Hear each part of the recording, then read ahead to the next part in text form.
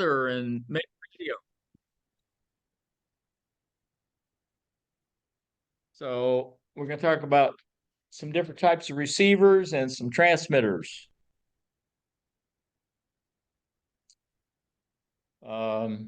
Some of the typical configurations for receivers would be a direct conversion, which is actually some of the very early ones. Tuned RF, which I really don't think anybody's made one of those. Oh, really? Oh, gee, am I older than you? You must be. Direct conversion, yes. Oh, tuned RF. You had multiple RF stages, and you had to have the gang capacitors, and you tuned the RF section. Direct conversion.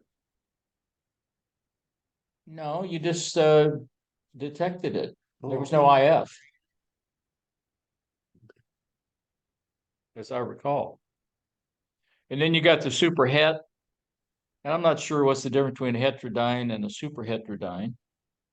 I think super heterodyne came in when they decided to have more than one stage for IF. And then you have the newer software-defined radios, which can implement all these previous techniques in software. Or you also have direct conversion, right?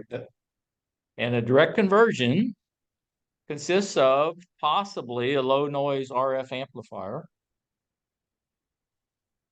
coming into a mixer with a local oscillator, and we filter the output of that and get the demodulated baseband. So in essence, what we're doing is subtracting the carrier by having this local oscillator at the carrier frequency. So what we're getting out is the baseband frequency with some higher frequency stuff, which is easy to filter. The TRF, okay, which Ernie doesn't remember. That's what I call the heterodyne. Well, no, see, there is no heterodyne here. There's no local oscillator.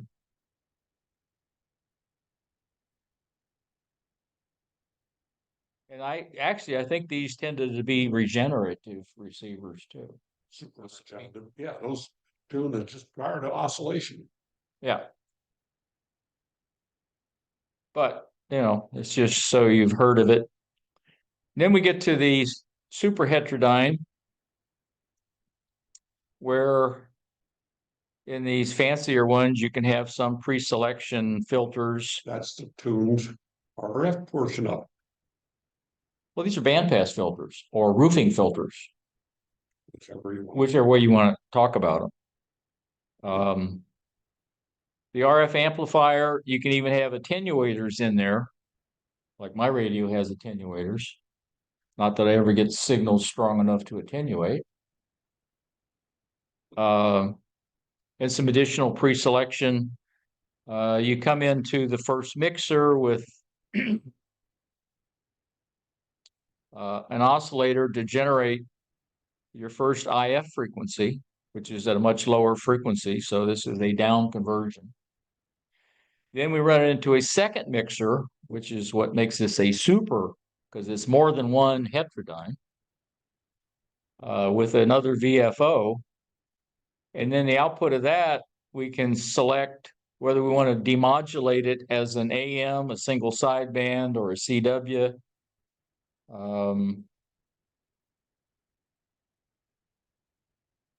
It's not, huh? I was going to say it's not really set up to do FM. We'd have to have a little bit of a change. And then those go into an IF amplifier, detector, and filter, and maybe an audio amplifier to actually drive a speaker or headphones. But that's a fairly typical, kind of modern, but I guess they've been building them like this for 30, 40 years, 50 years. So now we have what we call software-defined radios. This is actually the circuit diagram of my ICOM 7300. And besides all the other stuff with power supplies and various things, there's two chips. They're big chips, expensive chips, but all of that super heterodyne circuitry and stuff is all done in those integrated circuits controlled by software. What radio is this you said? ICOM 7300. This is the block diagram from the manual. Oh, I have 7300, never looked at the block diagram. You probably never looked at the manual. Most people don't. Well, it fails to read the instructions.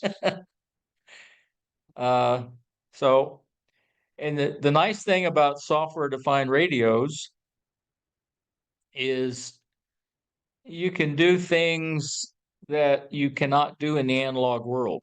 You can make filters that have skirts that are almost vertical, things like that. Any kind of waveform, just amazing stuff. The limitation, and they're getting better and better, is the things like the analog to digital converter and how many bits that can be in its frequency response. But they're getting up to the point where whatever they use in this will go to 6 meters. They go to the gigahertz. Well, yeah, but I'm just saying this particular one will handle 6-meter signals.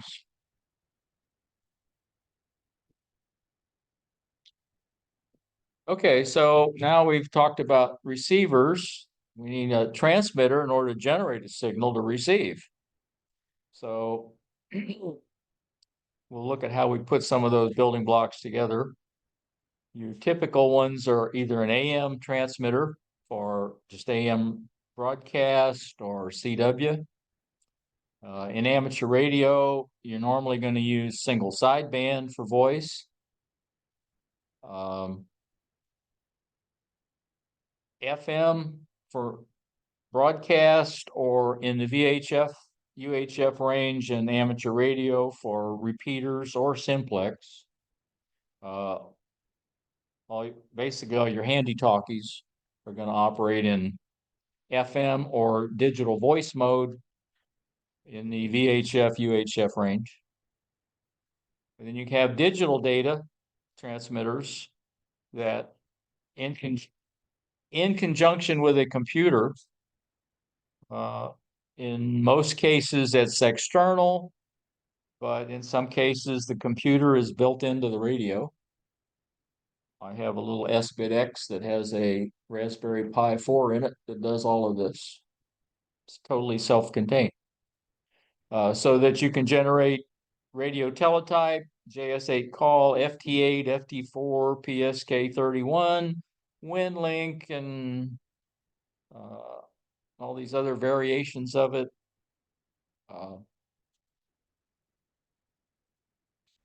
So our simplest AM transmitter is we need an oscillator. We need a modulator where we feed in the oscillator or carrier signal and the audio signal or the baseband, and send that to a power amplifier, run it through a low pass filter to get rid of all the possible harmonics, so that we only have the frequency of interest, and connect it to an antenna. AM transmitters are pretty simple. You can build one with one transistor or one tube. Single sideband is a little more complicated because we got to get rid of a carrier and a sideband. So we have our carrier and our audio in. You might have a speech processor, which is a circuit that will kind of shift the audio frequency up towards the higher end because there's more it's higher energy at the higher audio frequency. So if you get more of your voice compressed up into the higher frequency end, you get higher modulation percentage and more power in the sideband that you're generating. I guess that means women probably generate more power on sideband than men. Mine does. Could be. So we run it through the balanced modulator, so that gets rid of the carrier. So we just have sidebands. We filter one of them out. And hopefully we've got them separated far enough that it's not too hard to filter one. Run that through a mixer with a local oscillator for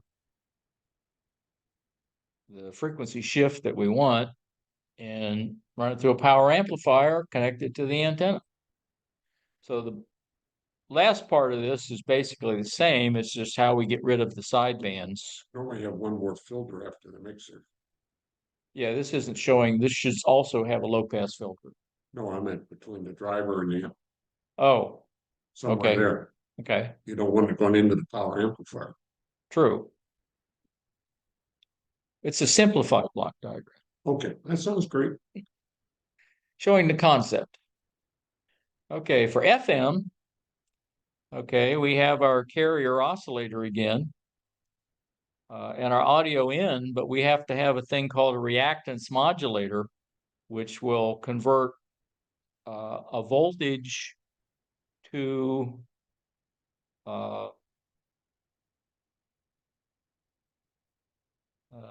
Shift the frequency. trying to think. The combination, well, all right. The carrier oscillator in this case is a variable frequency oscillator that's voltage controlled. So we have this audio input that will allow us between these two things vary the frequency of this carrier oscillator. Wherein the other transmitters, this carrier oscillator is going to be a fixed frequency. Still adjustable, but it's a fixed.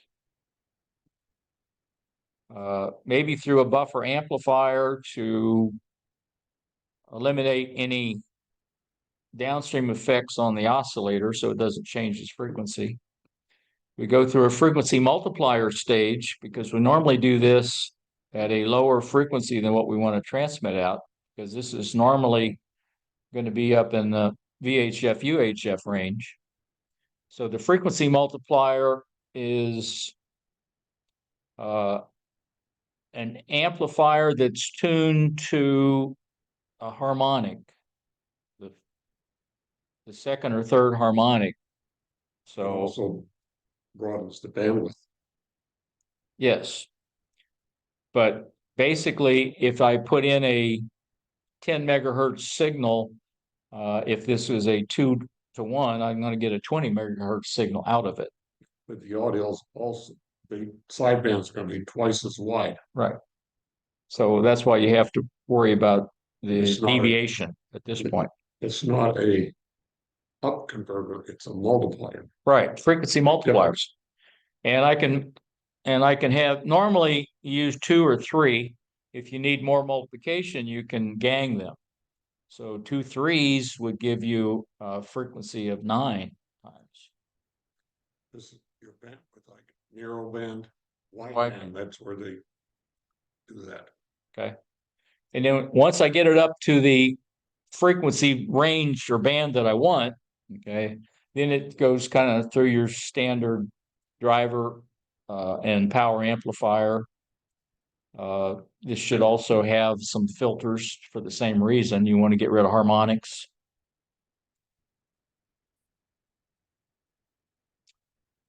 Okay. Any questions on transmitters? Question. Uh-oh. So one of the, so like in the series of the slides, when you're going AM, you had AM, FM, and PSK, FSK. So I've heard Morse code on the FM transmitters, and your slide said that Morse code is AM. Normally, So how does like uh, even during the nets, you can hear Morse code on the 3.7. Is it a different process, or do you have to plug an AM? well, actually, you're right, because not all, but most repeaters do their call sign in Morse code. Right. Which, but it's still being transmitted in FM.